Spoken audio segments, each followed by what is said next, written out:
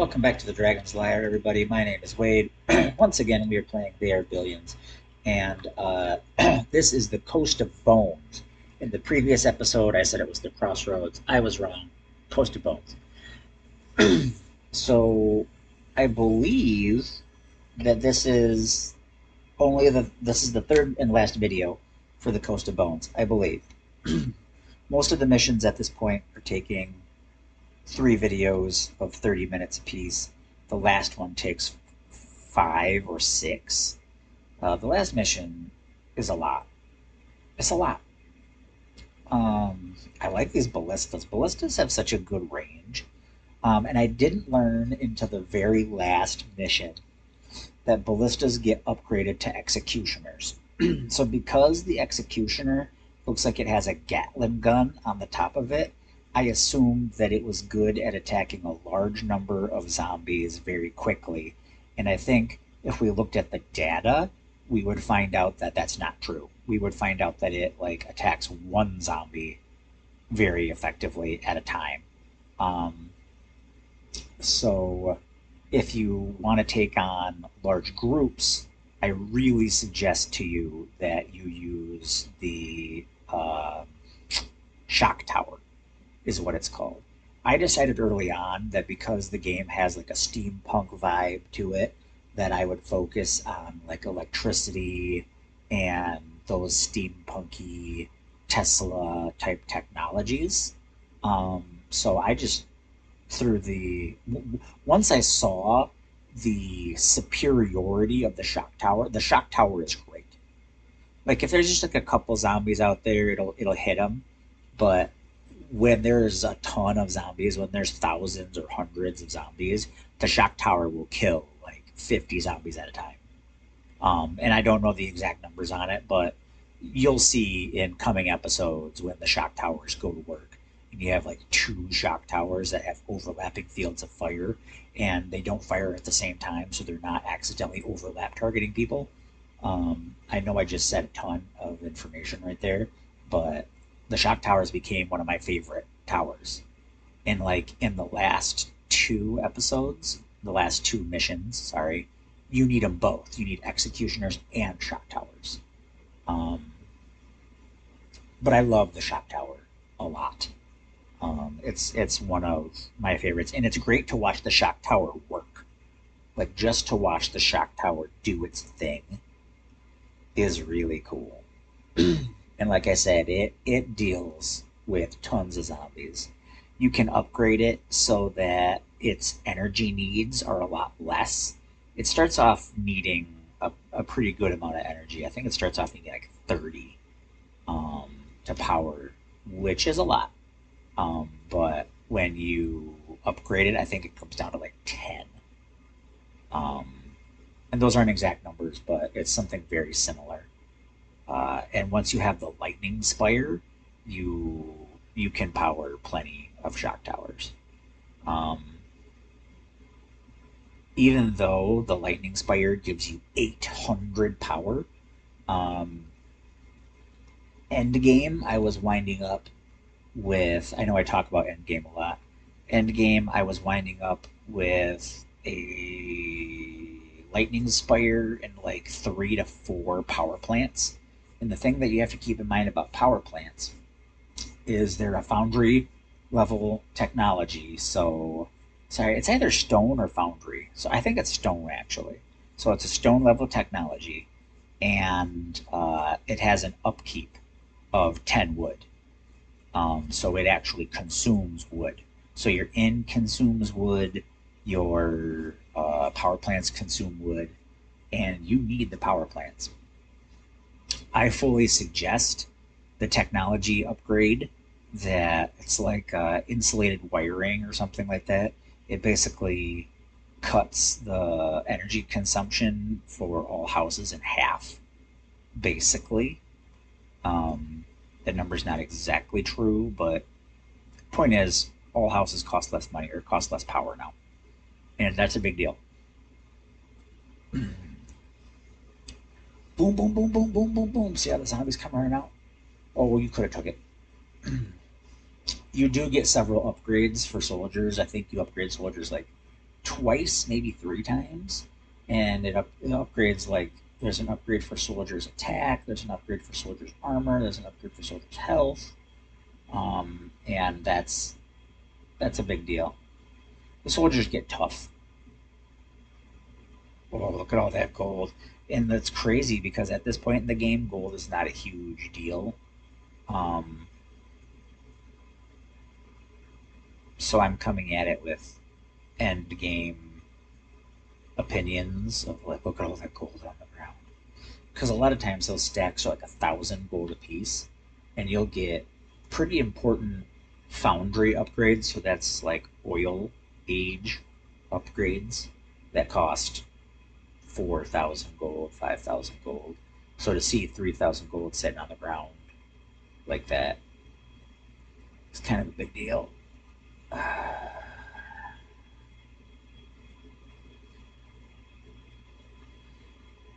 So my blob of soldiers is out. Will you pick up that stupid food or something? It's on the ground there. That's a pretty big expansion area. It's pretty nice. Pretty nice. Oh yeah, just throw those great ballistas on there. Yeah, throw them on there. That's my creepy voice. I use that voice when I'm trying to be creepy. Why is there no ballistas on that west wall? Put some stuff on that west wall, Wade. I love criticizing myself after the fact.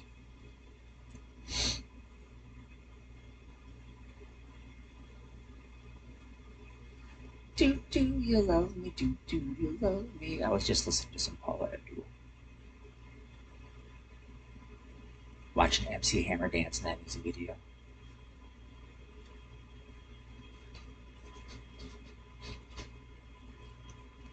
Clearing out the zombies, clearing out the zombies. Once again, I'm not playing. If you watch the 2 other Coast of Bone videos, my audio went weird. My audio went weird for about 10 episodes in a row. So that's about 5 hours worth of gameplay. And here I am doing a dub.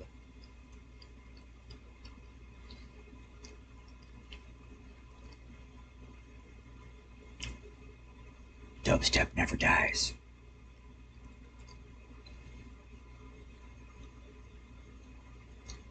You're so dark. Are you sure you're not from the DC universe?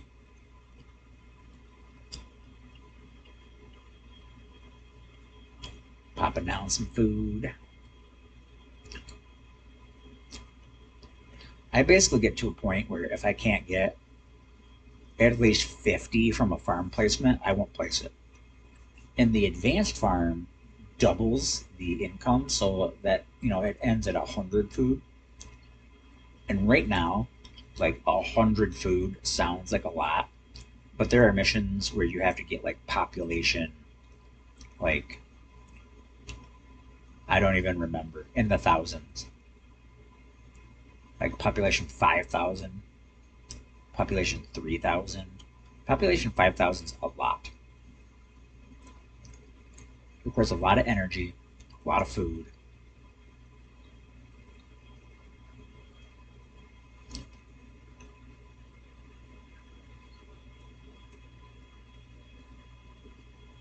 Here I am looking for any place to throw down a freaking house.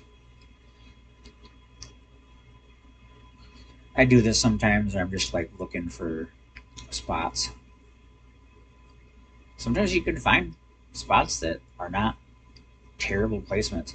I do like to build in lines. I do like to build communities. I do like to build where I'm getting the benefit of my gold buffing buildings and food buffing buildings like the market.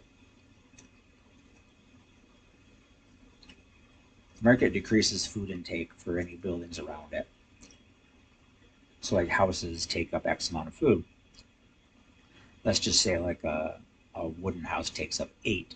Well, if it's in the area of a market now, it only takes up 4. And I'm just making generalizations because I think it only takes up 2. So if it needed 8, now it only takes 6. But that still adds up over 30 houses. saving 2 per is like 60 extra food. And 60 extra food, I mean, I'm building 200 snipers. It all adds up. You need every little bit because it all adds up. That's the point that I'm trying to make. I'm a little curious as to why I'm not building anything on that west wall. I mean, if I built to match, I would have 2 or 3 ballistas over there. And maybe that's my intent and I'm just not there yet. Looks like I'm trying to place another farm.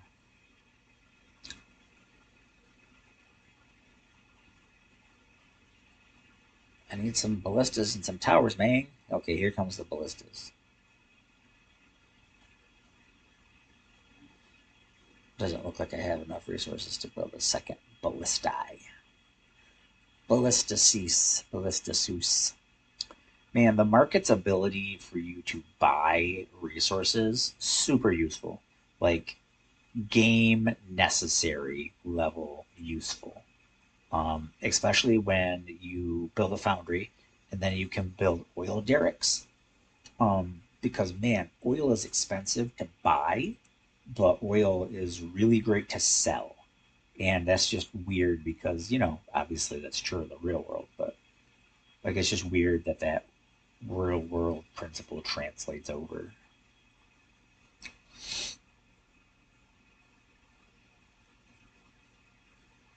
Looking at it, I think I've explored most of the map. Maybe I'm Ron Burgundy. I'm not Ron Burgundy, but Will Ferrell, if you ever watch this, thank you, man. I love you. I know your comedy is not everybody's cup of tea, but I like you.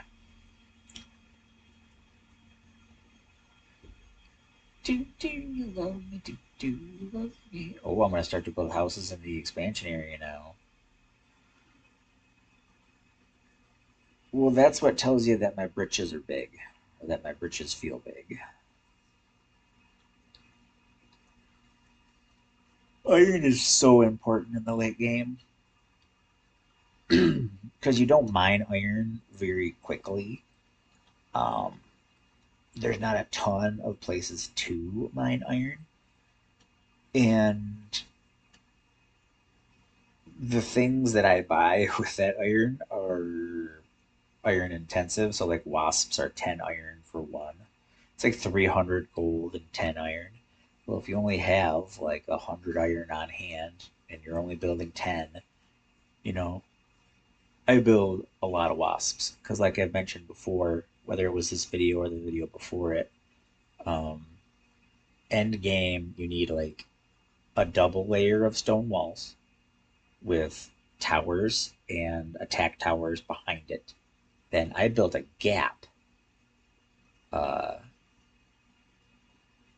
a one block gap, filled that one block gap full of wasps, built another 2 layer stone wall all the way around my base, and then I built wooden barriers, which can be upgraded into. See, like I'm putting wooden barriers right there. Then they can be upgraded into barbed wire, steel barbed wire. I built that like 4 or 5 layers deep all around my base. And that's what it took.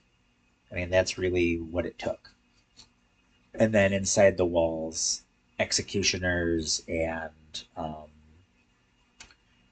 executioners, shock towers, and stone towers filled with snipers all the way around. Just a ring of them all the way around.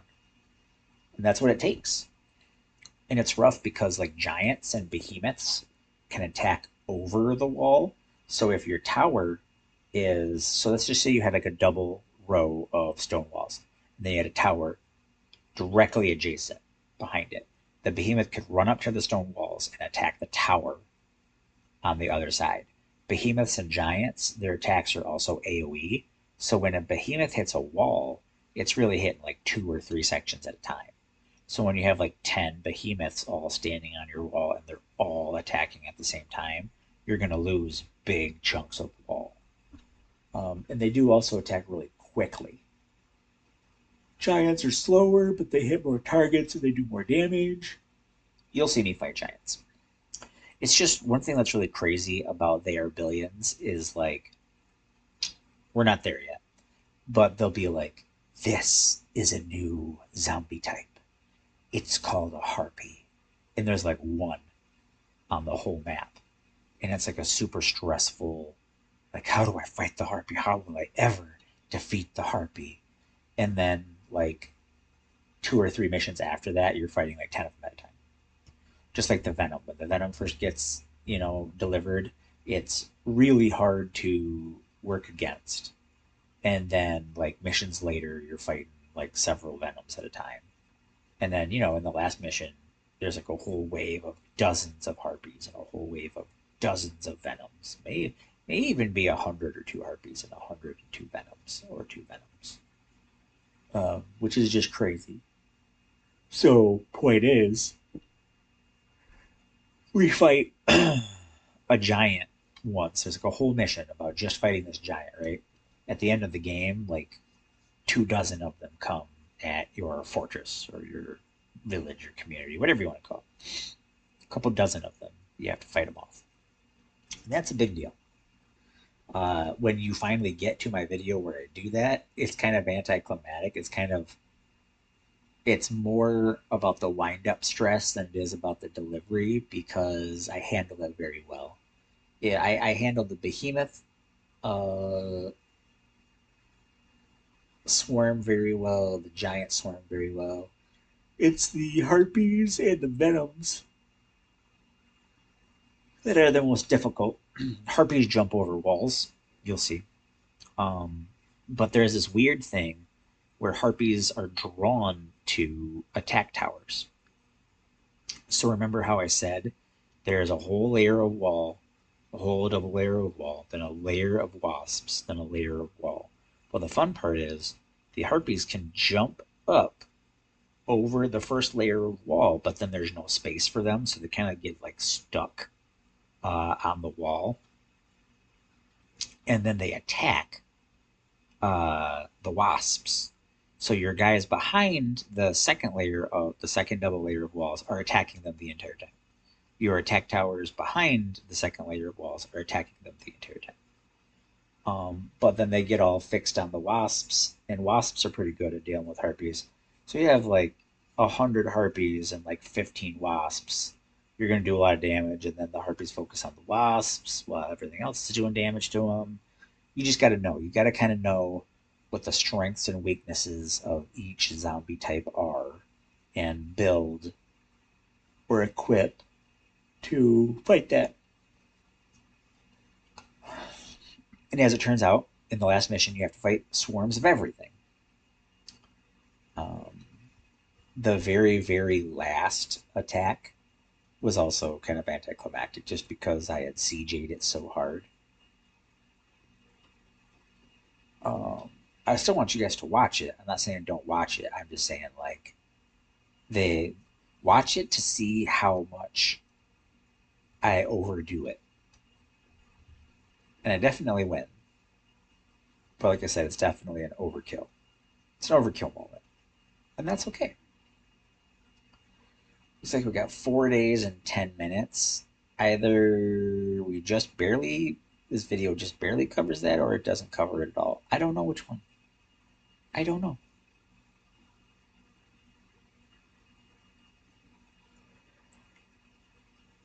Looks like I'm throwing stakes down to buff up my walls. They actually do a pretty good job.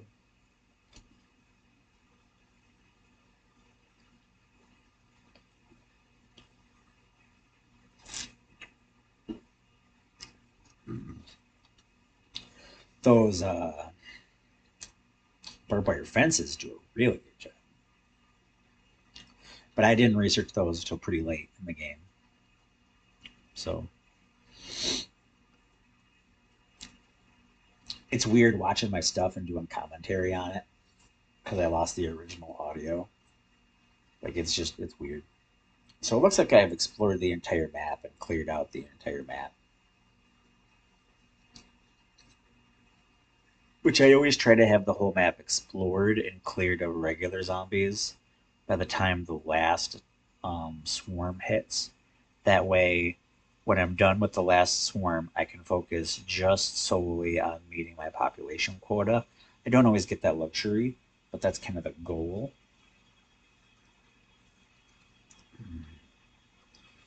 3, 3. I'm counting the number of ballistas on 12. You only have two.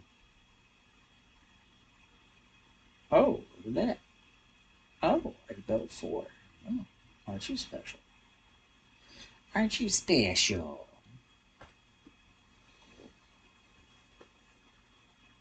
I need more on the north wall, and I need more on the west wall. 2 days, they take a minute to build. Take a minute to put together.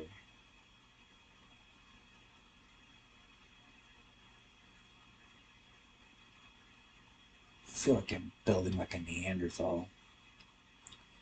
I do change where I put my gaps in between buildings at a certain point. There's points where I did a 1 square gap between all houses, and then there's times where I did like a row of two houses with no gap in between, one gap, and then a row of two houses. And I think in the end that is the more efficient way. There's a weird thing that happens though, where sometimes you get like it wants you to skip a square, and it's like you can't put these houses too close together, and I'm like, they're the exact same distance apart everywhere else on this map. So I don't know. It makes me a little fussy. I like symmetry. I like things to be even and square, and you know.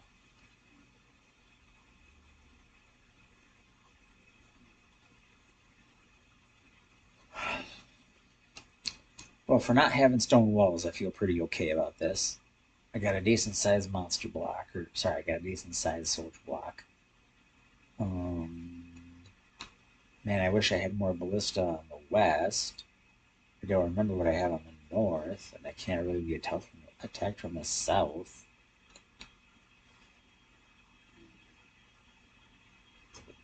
So we're just gonna kind of have to see what happens.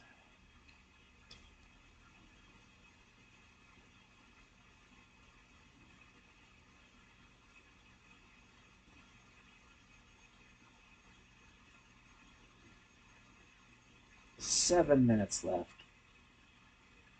Oh, 1 day left until this next attack. I'm mad at myself that I don't have more ballista on the west and the north here. Because the east is covered. Ooh, doggy, is it covered?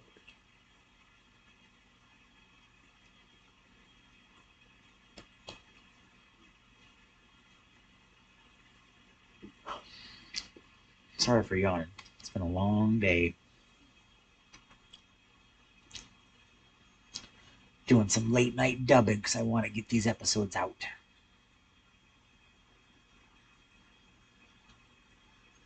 Oh, but it looks like the attack is coming from the east, which I don't know why I chose to go all the way down there with my soldiers when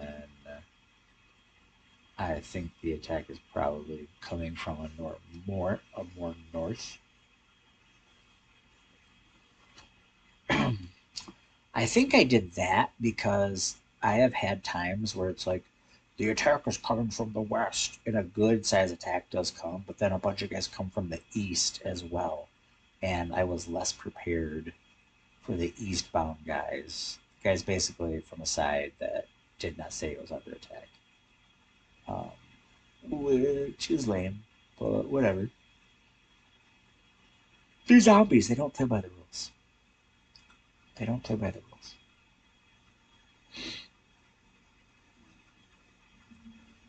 We'll be able to get through this attack and out the other side, but then we got to finish this map up.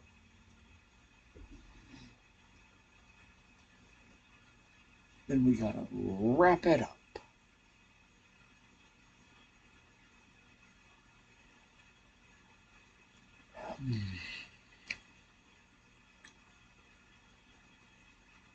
Oh, here they come!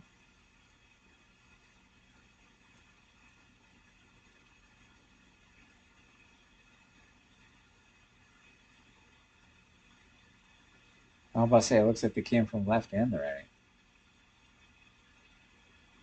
Look at them zombies trying to swim into the steak spikes. They're done. Looks like there's some stragglers actually on that wall. Looks like that's done now. You know, me checking the objectives. Looks like I'm doing some repairing.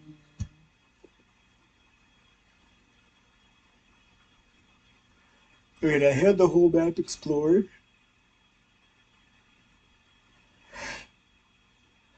I've cleared all the jerk bags. Oh, I have. I've cleared all the jerk bags, so now I just have to make a colony population. Do I make colony population now? Nope, I'm building farms still. One thing that's really nice is when you're missing something like, oh, I need more iron, or oh, I need more wood, or whatever, it tells you exactly what you need, which is really convenient. Really nice. Just I'm hunting for a place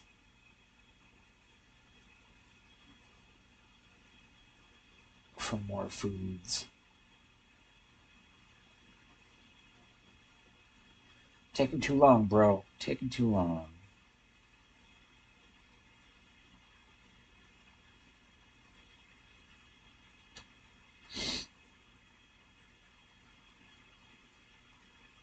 Yeah, the advanced farm will give you just a crap ton of food.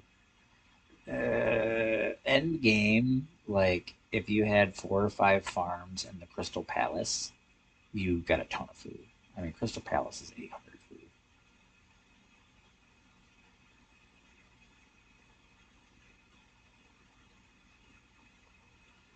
It was like I was considering putting down another market, which it didn't. But threw some more houses down. I'm willing to bet I get the population here in a second. I got 2 more minutes.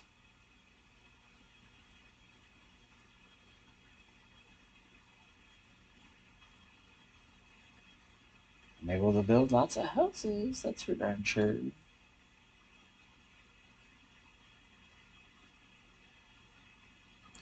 Lots of wooden cottages.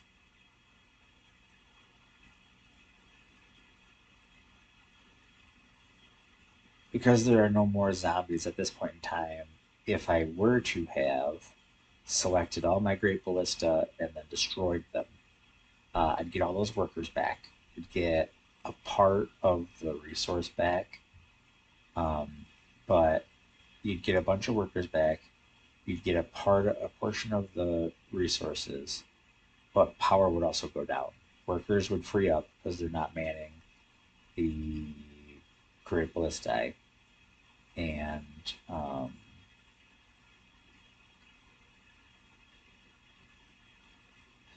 and you'd get workers back, and you'd get power back as well.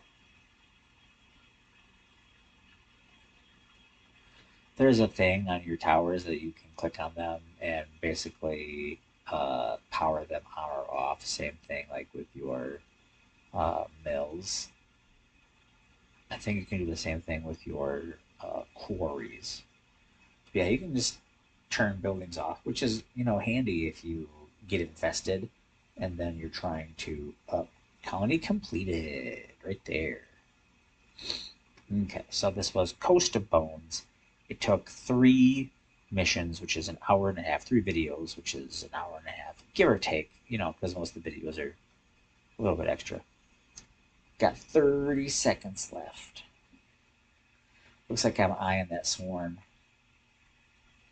but also looking around. Also looking around. Looking at the tech tree. It's a big tech tree. It's a very big tech tree. Ooh, snipers. Well, hey, we here at the Dragon's Lair understand that you can spend your time anywhere on the internet. So I want to say thank you for spending your time here with us at the Dragon's Lair.